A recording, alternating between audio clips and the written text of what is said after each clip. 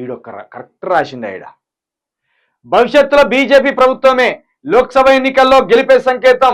రేవంత్ 6 నెలల్లోనే చీకొట్టించుకుంటున్నారు. ఈటల లాయబింగ్ చేయను, పార్టీ ఏ పదవి ఇచ్చినా చేస్తా. అరుణ నోట్ల కట్టలతో దొరికిన దొంగ విమర్శిస్తే ఎలా? సీఎం రేవంత్ పై మండిపడ్డా రఘునందన్ రావు.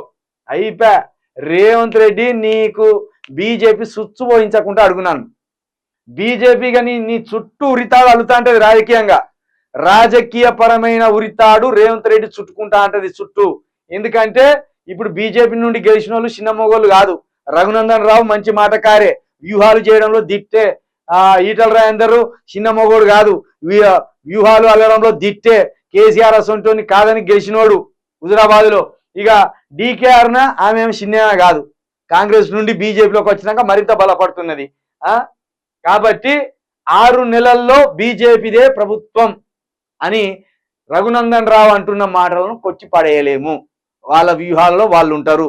ఇదే మోడీ ప్రధానమంత్రిగా స్వీకారం చేసిన మరో రోజు నుండే ఇక్కడ కాంగ్రెస్ పార్టీని ఎట్లా ముప్పు తిప్పలు పెట్టాలనే ఆలోచనలో ఉంటారు.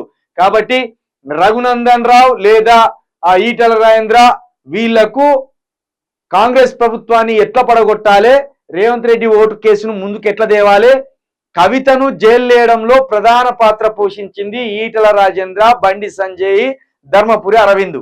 ఈ నలుగురు కూడగట్టుకొని అమిత్ షా దగ్గరికి పోయి, అయ్యా మనకు అసెంబ్లీలో మనకు సీట్లు తక్కువ రావడానికి కారణం ఏంటంటే మనం కేసీఆర్ అవినీతిని బయట పెట్టలేకపోయినాం, కేసీఆర్ అవినీతిని బయట పెట్టి జైలు లేకపోయినాం. ఆ కోపంతో ప్రజలు మనల్ని విశ్వసించలేదు.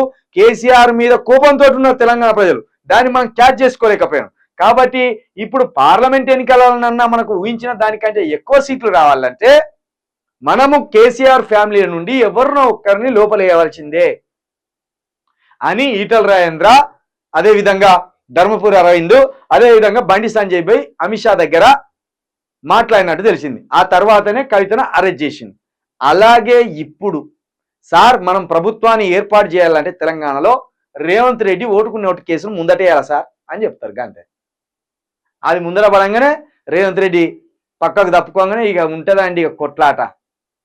నేనని ముఖ్యమంత్రిగా కొట్లాడుకుంటా అంటారు కాంగ్రెస్ వాళ్ళు కొట్లాడుకుంటా అంటే వీళ్ళ స్ట్రాటజీ వీళ్ళు ప్లే చేస్తా అంటారు. ఎవరెవరిని గుంజాలి, బీఆర్ఎస్ నుండి ఎంతమందిని గుంజాలి, కాంగ్రెస్ నుండి ఎంతమందిని గుంజాలి, ఎవరిని ఏకనాథ్ షిండేగా తయారు చేయాలి, వాళ్ళ వ్యూహాలలో వాళ్ళు ఉంటారు. రాష్ట్రం ఆగం కాబోతుంది. మీరు వేసిన ఓట్లతోటి, ప్రజలు చేసిన ఓట్ల తప్పిదంతో రాష్ట్రం ఆగం కాబోతుంది. చూడండి మీరు.